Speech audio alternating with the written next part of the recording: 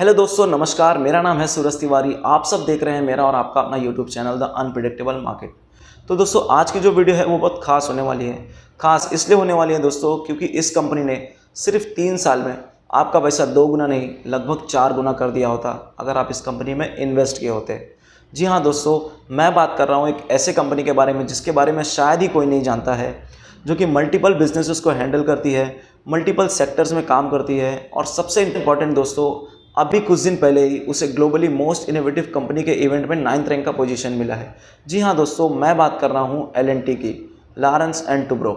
तो दोस्तों, L&T almost हर उस सेक्टर में काम करती है जो इंडिया में लीडिंग सेक्टर माने जाते हैं दोस्तों, जैसे कि engineering, construction, manufacturing, IT sector, technology sector and financial sectors. इसमें से जो एल&टी सबसे ज़्यादा रेवेन्यू जनरेट करता है वो है infrastructure, IT sectors and energy sector. दोस्तों, इंफ्रास्ट्रक्चर का जो कंट्रीब्यूशन रहता है इनके रेवेन्यू में वो रहता है 46%, आईटी सेक्टर का जो कंट्रीब्यूशन रहता है इनके रेवेन्यू में वो रहता है 32% और एनर्जी सेक्टर का जो कंट्रीब्यूशन रहता है इनके रेवेन्यू में वो रहता है 14%। बाकी का 8% दोस्तों वो इनकी सब्सिडरी कंपनी से आती है। तो दोस्तों, जैसा कि आप सब जानते हो, इस टाइम पे इंडियन गवर्नमेंट कितना एग्रेसिवली ग्रो कर रही है इंफ्रास्ट्रक्चर और रिन्यूएबल एनर्जी को लेकर। उससे आने वाले टाइम में एल&टी को और एल&टी के शेयर होल्डर्स को फ़ायदा ही होने वाला है। तो दोस्तों, अगर आप नहीं जानते हो तो मैं आपको ये बता देना चाहता हूँ कि कुछ दिन पहले इंडिया ने एक वर्ल्ड रिकॉर्ड बनाया है। इंडिया ने बनाया है 4 लेन का 2.5 किलोमीटर का कॉन्क्रीट रोड सिर्फ 24 आवर में, जिसको लिस्ट किया गया है Guinness book of world record में। दोस्तों, जहाँ पर बात हो रिकॉर्ड की, वहाँ पर एल&टी कैसे पीछे रह सकता है। एल&टी ने बनाया है इंडिया का first high speed rail corridor from Mumbai to Ahmedabad, जो सिर्फ 2 घंटे में आपको मुंबई से अहमदाबाद, अहमदाबाद से मुंबई की तरफ लेके आएगा। दोस्तों, जो टोटल लेंथ है इस रूट की वो है 570.14 किलोमीटर और दोस्तों जिसका ऑपरेटिंग स्पीड होगा वो है 320 kilometre per hour.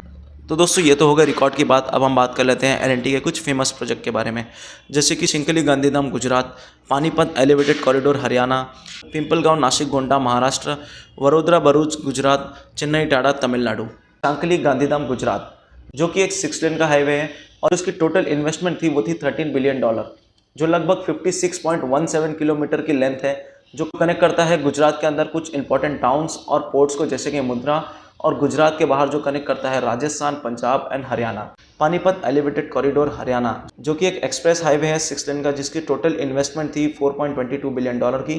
Total length है वो है 10 किलोमीटर की, जो कि कनेक्ट करता है दिल्ली, चंडीगढ़, पिंपलगांव, नासिक, गोंडा, महाराष्ट्र, जो कि एक 6 लेन का हाईवे है, जिसको बनाने की जो टोटल इन्वेस्टमेंट थी वो थी $16.91 बिलियन की, जो कि 6.1 किलोमीटर की लेंथ में फैला हुआ है, जो कनेक्ट करता है इंपॉर्टेंट सिटीज़ और स्टेट को, जैसे कि Mumbai, state like UP, MP, West Bengal, Orissa, Chennai टाडा तमिलनाडु, जो कि एक 6 लेन का एक्सप्रेस हाईवे है, जिसको बनाने की टोटल कॉस्ट जो थी $8.48 बिलियन थी, जिसका टोटल लेंथ है वो है 43.34 किलोमीटर, जो कनेक्ट करता है चेन्नई कोलकाता को।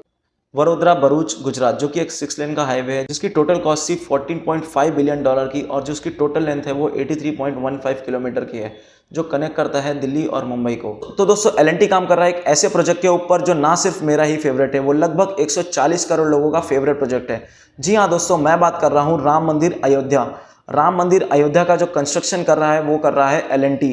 राम मंदिर अयोध्या का प्रोजेक्ट का जो बजट है वो है 18,000 करोड़ रुपीस, जिसके लिए एल&टी ने बुलाया है एक स्पेशल हिंदू आर्किटेक्चर। इसके लिए एल&टी ने किया है एक स्पेशल ईंटे का निर्माण, जिसके ऊपर लिखे होंगे श्री राम। दोस्तों, ये तो हो गए प्रोजेक्ट्स की बातें। अब हम बात कर लेते हैं कुछ नंबर्स के बारे में, जैसे कि पिछले 3 सालों में एल&टी ने कितने परसेंटेज का रिटर्न दिया है, पिछले 3 सालों में एल&टी ने कितने परसेंट का नेट प्रॉफिट जनरेट किया है और क्या है इसके शेयर पैटर्न्स की होल्डिंग। तो दोस्तों, जैसा कि आप सब जानते हो, तो दोस्तों पिछले 3 सालों में एल&टी ने 187.63% का रिटर्न दिया है, पिछले 1 सालों में 53.19% का रिटर्न दिया है और पिछले 3 महीनों में 17.22% का रिटर्न दिया है। दोस्तों, ये तो हो गई रिटर्न्स की बातें। अब हम बात कर लेते हैं कि एल&टी कितना नेट प्रॉफिट जनरेट कर रहा है पिछले 3 सालों में।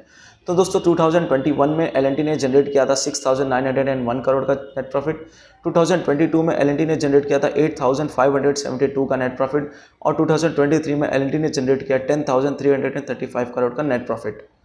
तो दोस्तों, ये तो हो गए नेट प्रॉफिट की बात। अब हम बात कर लेते हैं कि कैसे हैं इसके शेयर होल्डिंग पैटर्न्स। तो दोस्तों, जैसा कि आप सब देख सकते हो, FII के पास 25.72% का होल्ड है, DII के पास 37.25% का होल्ड है और पब्लिक के पास 36.76% का होल्ड है। दोस्तों, ये तो हो गई लगभग एक फंडामेंटल एनालिसिस वाली बातें। अब हम करेंगे टेक्निकल एनालिसिस अपने सेटअप पर। तो दोस्तों आप देख सकते हो हम आ गए अपने सेटअप पर और हमने लगा रखा है यहाँ पे एल का 1 वीक का चार्ट। दोस्तों अगर हम पिछले कुछ सालों में एल को दोस्तों अगर पिछले कुछ सालों में हम एल को देखें तो वो कंटिन्यू एक अप ट्रेंडिंग मूव में रहा है।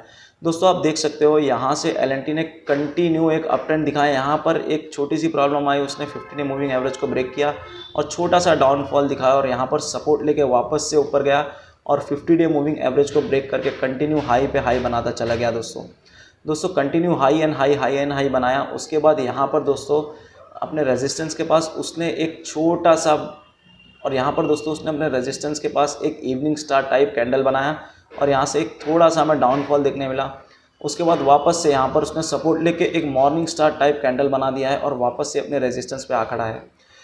क्या कल एल अपने रेजिस्टेंस को ब्रेक करके ऊपर की तरफ जाएगा या यहाँ से अपने सपोर्ट या यहाँ पर अपने रेजिस्टेंस है वो एक ट्रेंड रिवर्सिबल लेकिन नीचे की तरफ आएगा? दोस्तों एक नेगेटिव पॉइंट है इस स्टॉक में, मैं आपके साथ शेयर करना चाहूँगा। दोस्तों आप देख सकते हो पिछले कुछ हफ्तों से ये एक बड़ी बड़ी ग्रीन कैंडल बनाता जा रहा है, बट ज़रा वॉल्यूम पे नज़र डालो दोस्तों, ये कंटिन्यू यहाँ पे वॉल्यूम जो है वो डिक्रीज़ होते जा रहे हैं। दोस्तों अगर प्राइस बढ़ रहा है और वॉल्यूम कम हो रहा है इसका मतलब ज़रूर वो स्टॉक में कुछ तो प्रॉब्लम है, वो स्टॉक से जल्द बाहर निकलने में ही भलाई है दोस्तों। तो दोस्तों कल ये स्टॉक यहाँ से नीचे जाएगा या ऊपर जाएगा वो जानने के लिए हम चलेंगे 1 डे के चार्ट पर।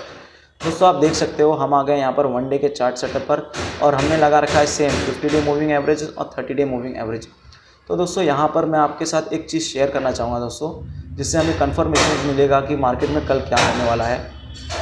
तो दोस्तों आप देख सकते हो कि कल मार्केट, तो दोस्तों यहाँ पर आप देख सकते हो RSI में एक बहुत बड़ा डाउनफॉल देखने मिला है हमें। लगभग यहाँ पे जो शेयर प्राइस है वो 3066 है और यहाँ पर जो शेयर प्राइस है वो 3109 है। यहाँ पे कुछ ज़्यादा डिफरेंस नहीं है, बट आप उसका RSI देखते हो, बट जब आप उसका RSI देखते हो तो आपको बहुत बड़ा डिफरेंस दिखता है। इसका मतलब ये है कि ज़रूर स्टॉक में कुछ प्रॉब्लम है।